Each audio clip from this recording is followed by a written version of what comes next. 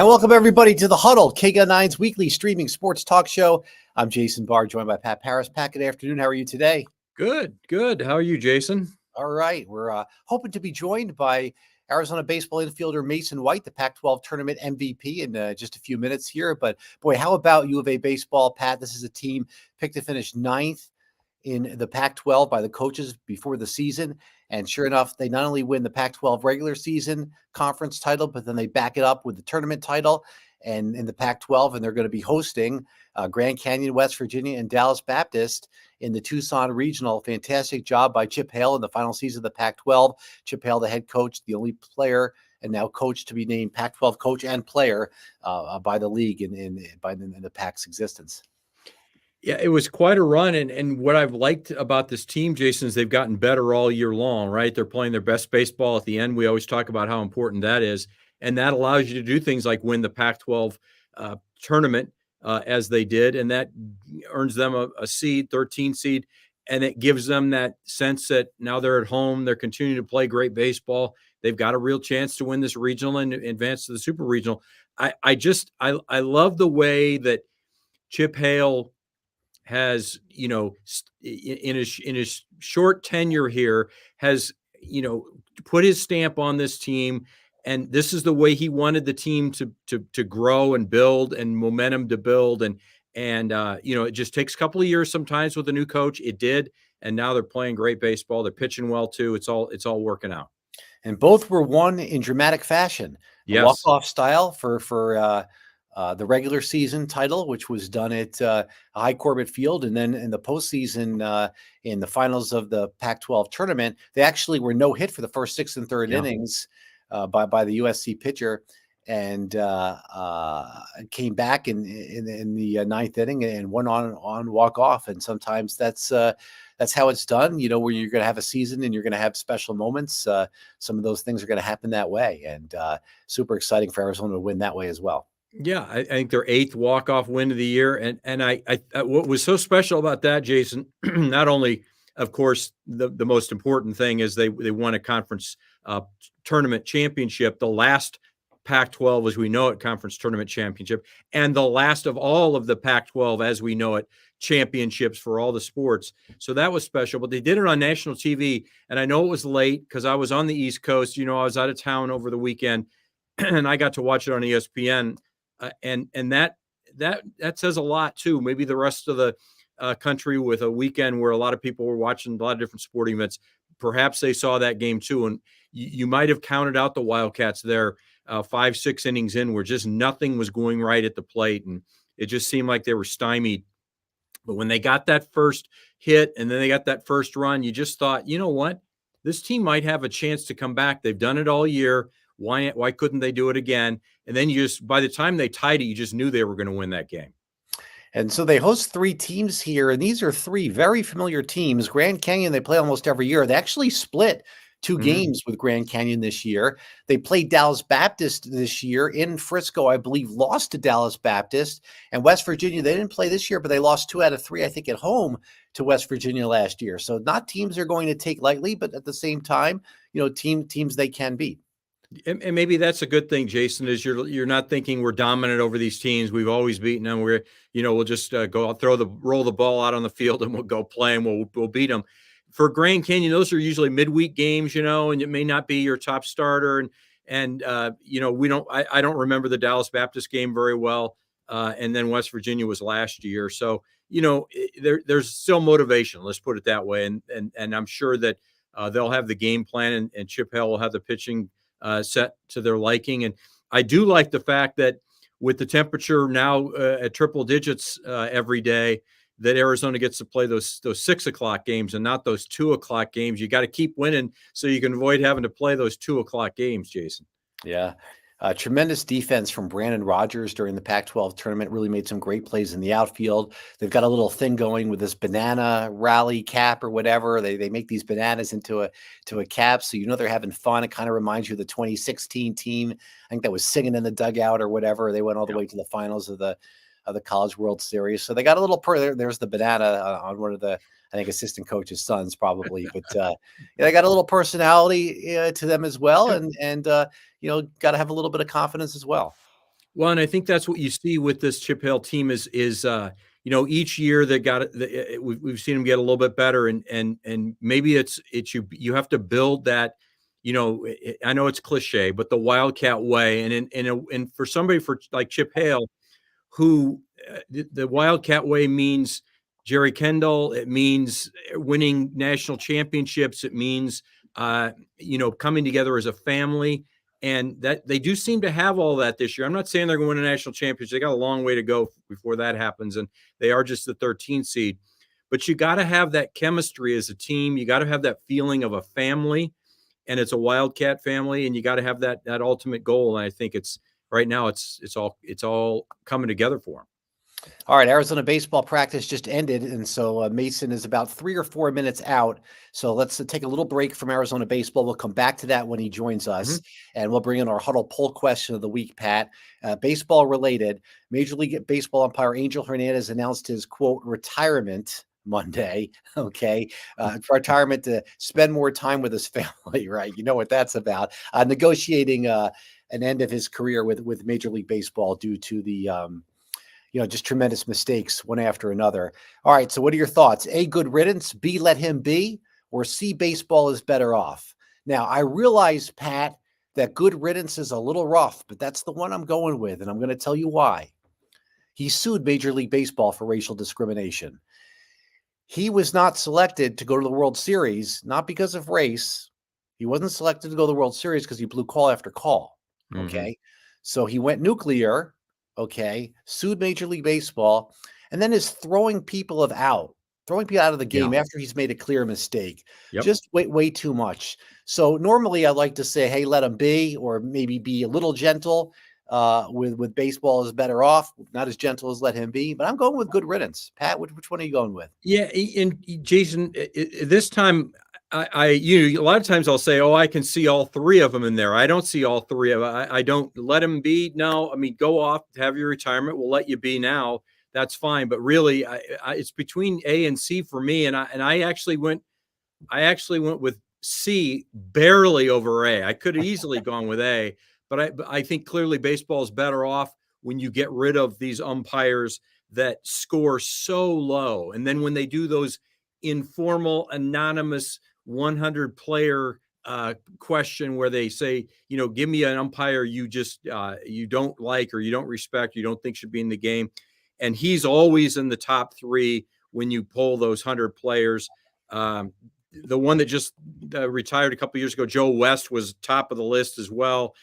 The one that's at number 1 on the list, though, interestingly, was not Ángel Hernández. It's CB Buckner. And he's a guy that I can't believe still has a job either, because he rates really low and he blows a lot of calls. And so they're not done with it yet, Jason, but it was a step in the right direction for this retirement that happened for Ángel Hernández yesterday. Look, they're human beings. They're going to make mistakes, but a few mistakes, okay. This many mistakes, it's a lot. All right, we'll take a break from our Huddle poll question and have that later in the show. But for now, I believe we are joined by infielder Mason White of the Arizona Baseball Pac-12 Championship team. Mason was the tournament MVP of the Pac-12 tournament. Mason, this is Jason and Pat here at KGUN 9 Studios in Tucson. Thanks so much for a couple of minutes joining us here on the Huddle. Yeah, of course. What's up, guys? Mason, you guys were picked to finish 9th in the conference. Obviously, you're the champions. When did you know this team was a lot better than 9th? Yeah, we went on a tough road trip beginning of the year, and we learned a lot, even though we didn't win a whole bunch of games. But ultimately, it prepared us as good as anything could have for the conference play. Tell me about the character of this team and the I just mentioned the Wildcat way and the family nature of it. That's something that doesn't just happen because Chip Hale tells you guys to get along and play great baseball. You have to develop that, but it seems like you guys really have developed that this year. Yeah, it's just a big friend group. Like, we just have fun in the dugout. We have fun at practice. We have fun in the locker room. That's why when we're down, we're able to just come together and play well. And when we're up, we're just enjoying it. And the game never really changes no matter what. Mason, everybody loves these bananas that you guys are doing for the rally caps and all in the dugout, but nobody seems to know where it originated from. Can you let us know? Do we know where this got started? I think it started in one of the games we were down late, and the pitchers on the bench were just trying to find something to help us out. So they started just doing something with bananas. I don't know. You're gonna have to ask one of the pitchers at some point. But it started when we were down, and we ended up winning, and then they just stuck with it, and now it's a big thing. Yeah, and over the weekend they were layers and layers high. Some of those guys with the bananas in their hats. That was a game. I think maybe that just typifies your season. That game where you guys didn't get a hit for 6 1/3 innings, and then as soon as you got that first hit, there was just a feeling. And maybe you guys had the feeling even before you got the hit. Tell me about how that played out. Yeah, so I noticed we were struggling at the plate. I'd hit some balls hard that were caught. I knew we needed something. So that third at bat, I really just said, I need to do something big for these guys. I need to get a walk. I need to hit a ball hard. I need to find a way on base to get this thing started. And so once I got on first, I knew that as Maddox's at bat went on, I knew, here we go. Like, this is rolling. Their starter started to lose the zone. The crowd got more into it. And as soon as Maddox walked and the ball got away, I got to third, and I knew, here we go. Like, this is what we were looking for. So after that, it just kind of opened up the floodgates and allowed us to get back into the game. Jason Barr, Pat Paris here on the Huddle, joined by Mason White. I think is in the clubhouse of the Arizona Baseball. Little excitement there. That's okay. They're fine. They're fine. You're a third generation Arizona Wildcat. Your dad and your grandfather played baseball for the Wildcats. What does it mean to you to follow in their footsteps? It's awesome. Looking at pictures and videos and coming to games as a kid, I just knew the tradition of this program, and now I'm doing it, and other kids are looking up to me. So it's just been awesome the whole year.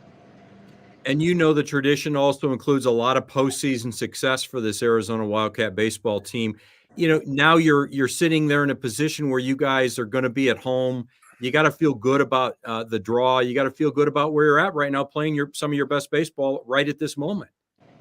Yeah, this is our whole goal. Once we started to climb the conference, our goal was to win the conference, and then we did that, and then our goal was to host. So we went to Phoenix and we got that done. So now here we are. It's just another step in our whole season.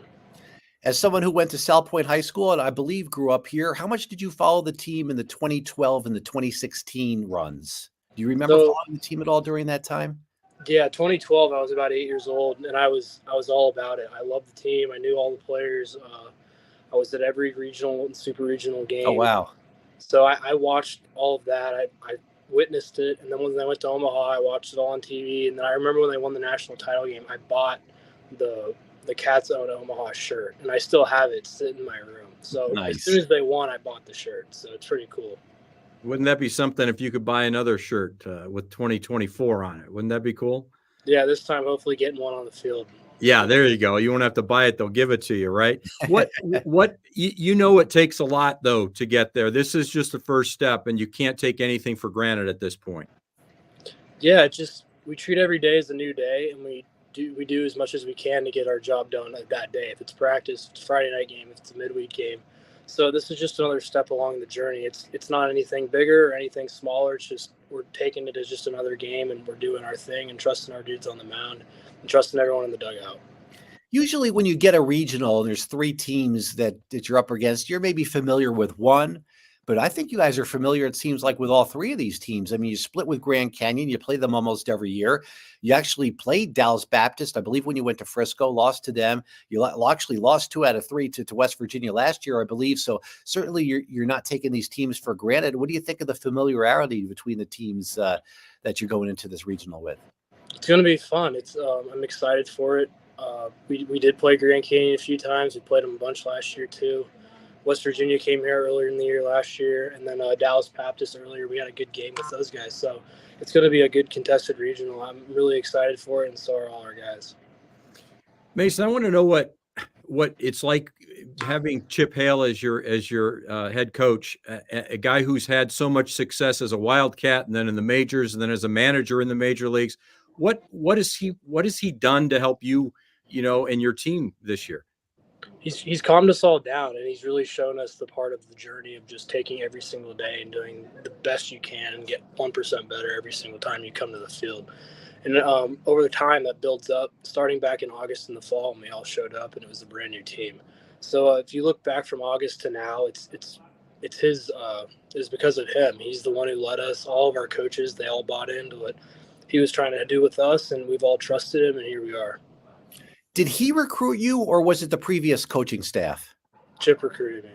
He did. Okay. I was wondering about that, because obviously the elephant in the room is, what happens if you guys win and LSU wins, but we can wait till next week before we get into that. So I was curious about that. Obviously there's some guys on the roster. You're a sophomore who are a little bit older, but yeah. All right.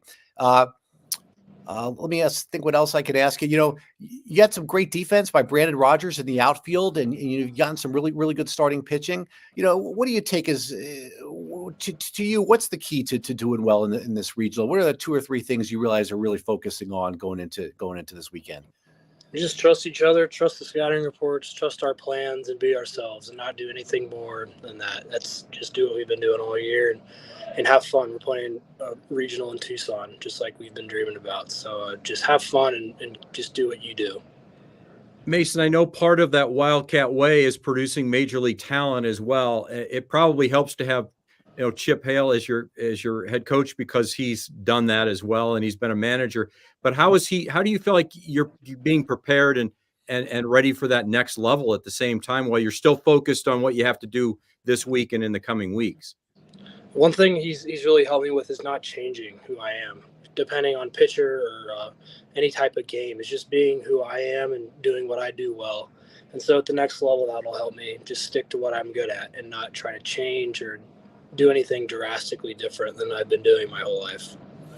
All right, Mason White, University of Arizona baseball infielder, Pac-12 Tournament MVP, Tucson kid from South Point High School, and going up against 3 good teams in the regional this weekend. We wish you lots of luck. Thanks so much for joining us for a few minutes here on the Huddle.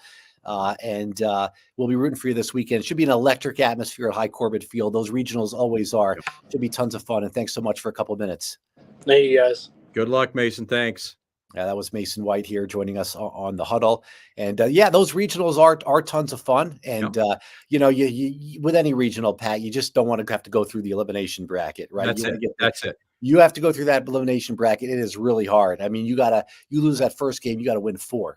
Yeah. Even if you win the first and lose the second, then you got to go win 3, in a row. It's just tough. Yeah. You want to start off strong. And that's why you've got to have that electric crowd behind you from the very first pitch, and you got to have your number one starter go on that Friday night and get the job done. And then it's at least it's not uphill sledding from there. Maybe it's just a straight road and instead of a windy, hilly one. Yeah, and we should mention the single season session tickets go on sale Friday at 9 a.m. it sounds like. So It's not sold out as of now. And, so Arizona should get the evening game, should be a little bit more a little bit. It's still, but that's worth the price of admission to be in to those games for sure. All right, I think so too. Yeah, so that's Arizona baseball. And before we get into our final topic, let's reintroduce our Huddle poll question of the week, which has to do with Major League Baseball and Ángel Hernández announcing his retirement. You know what? A lot of people are being harsh, but to me, it's the. I understand it's this. That's how I am. It's the suing in Major League Baseball and the throwing people out.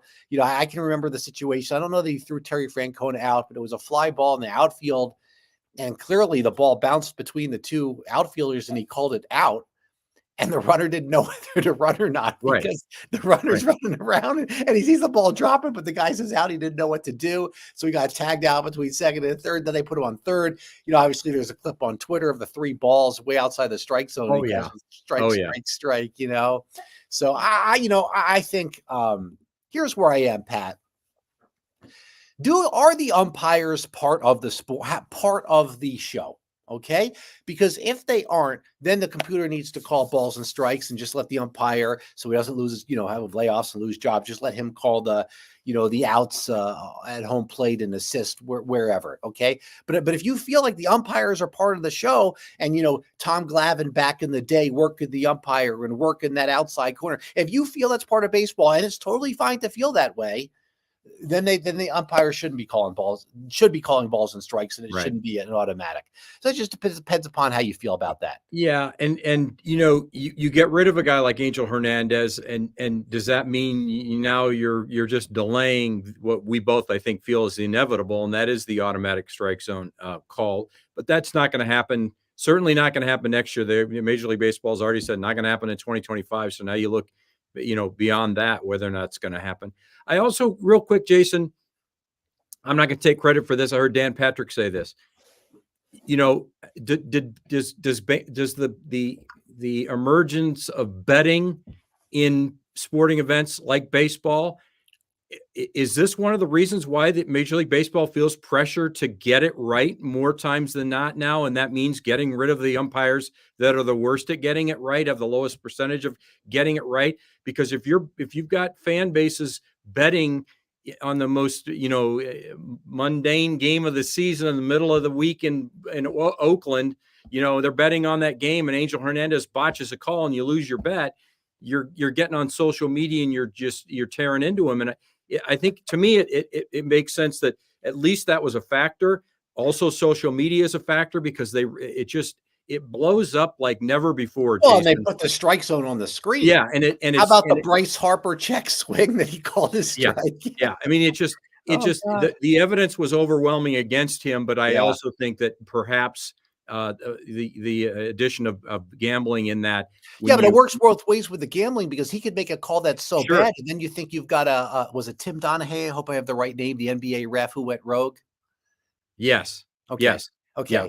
Okay. Yep. So if you make all that bad, then you almost think, okay, is there another situation here where somebody got to him, because you can't call that? Or maybe it's just as simple as when people see that Ángel Hernández was going to be the home plate umpire that night, they don't bet, and then all of a sudden everybody loses money because nobody's betting on a game.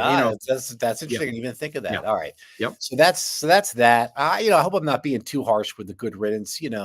But man, the umpires. It's the suing that did it for me. Yeah, the umpires actually really loved him, and they all got along great. And maybe because he took all the abuse for everybody else. Yeah, true, and that's the thing. Okay, so as I mentioned, CB Buckner. Now all of a sudden, CB Buckner looks up, and there's no Ángel Hernández up here to take all the heat. Now it's going to be squarely on him, and Joe West is gone, so now it's really on him. So yeah. All right. So then just look down the list to see who's next after that. Yeah. All right. So we'll finish up with something sad. I know everybody's sharing their Bill Walton story. I'll share mine. It's pretty quick. Obviously I saw him a lot at McHale Center for the Arizona basketball games. And I never had a deep conversation with him. I never interviewed him. One time I just walked by him and I said to him, I watch college basketball of other games and turn the sound up of games I'm not interested in just to hear you. And he looked at me and said, "You're nuts." It's him. Or you're crazy. It was either you're crazy or you're nuts. Yeah. I guess he didn't want to say that. It's not what, he could have said thank you, but he's just being himself and being nuts. That's true. It was just really felt just really good to watch the game. Yep. And to hear his commentary. He just made me feel good, about things, the positivity. Mm-hmm. I love when he said, Pat, another announcer would say something. Oh, this team's got 12 turnovers. Why so negative? Did you ever hear him say that? Why so negative? That's what he always got over. All over Dave Pash or Roxy Bernstein. He always got over when they threw out the negative numbers. This guy's 0 for 9 from the free throw line. Why do you give me some negative? Yeah. Well, because he's a positive guy. And your story, Jason, typifies everything I've heard over the last 24 hours about Bill Walton, and that is the fact that he will never say thank you or even recognize that you're calling him one of the best, if not the best, because he always thought that Kareem was better, Larry Bird was better, and he'll go down the list and deflect. He always deflected all the attention away from himself. That was his personality. I think that's what made him so endearing. I know there were a lot of people that didn't like his calls. I for one, loved his calls. I loved him on U of A games because I always thought, because his son played at the U of A, he actually liked the Wildcats sometimes better than UCLA in the latter years. So Yeah. I appreciated him calling games, and I was just shocked because I had no idea. Like I think everybody had no idea he was battling cancer. Makes sense now. He didn't look physically The well. last few months, so we Yeah, knew yeah. something was up. Yeah. Yeah, he's going to be missed. I for one loved when he came in, and I really wanted to know, Jason, what was life after the Pac-12 going to look like for Bill Walton? And I guess we'll never know now. And that's sad as well. I always thought that, he had a home if he wanted to come to the Big 12, and he had a home if he wanted to go with the Big 10 and UCLA and USC. We'll never know, I guess. I did like it a little bit better when the play-by-play guy let him do his thing instead of reeling him back. Now, obviously, if it's a minute to go in the second half, right, it's a 2-point game. You gotta reel him back. But I did like the way Roxy Bernstein kind of let him go a little bit more. Yep. And I didn't like it when he was made fun of. I liked it when he was just let to do his own his own thing. Other people can feel differently. I think he was less polarizing in his last several years when he was just so positive. Yeah, I think you're right. He was a little bit more polarizing. I want to say closer to 15 years ago, maybe.